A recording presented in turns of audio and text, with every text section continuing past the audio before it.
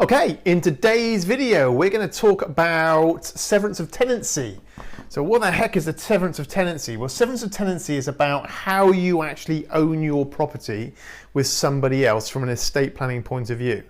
So most people here in the UK get married or whatever, boyfriend, girlfriend, they buy a house together.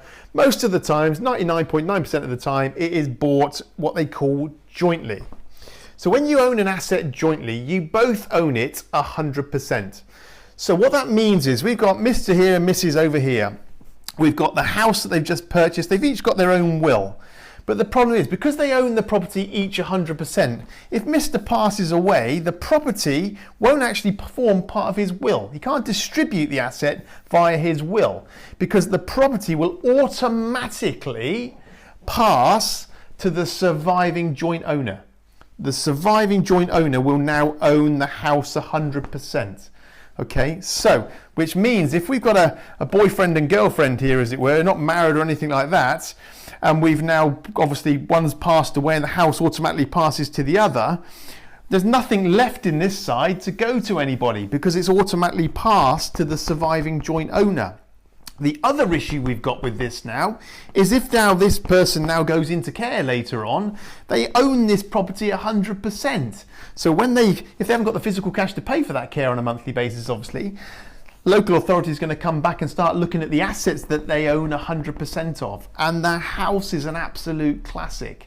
So again, when you buy something with somebody, a house with somebody other, as it were, we never really want that property to be owned jointly. What we do want it to be owned like is what we call tenants in common.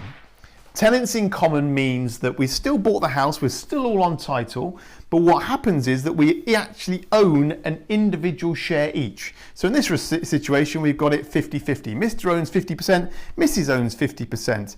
Now, when Mr. passes away, via his will, he can direct this half, his half, to whomever he wishes. We would always recommend, obviously, that the half goes into a trust and is held in a trust for the benefit of whoever he wants that benefit to be, whether that's his wife, whether that's his kids, whoever it needs to be. Makes no difference. But the half will automatically pass on because this half belongs to him and this half belongs to her. You can will on your individual halves to whomever you wish. Now, from a care perspective, like we talked about before, if Mr. passes away here, his half now goes into trust. Now, Mrs. ideally would be a trustee and a beneficiary of his trust here, but also it means that she now only owns half a house. So she controls the other half, but she only owns half a house. So now if she goes into care, they can't come back now and make her forcefully sell the property because she only owns half a house. She doesn't own the whole thing.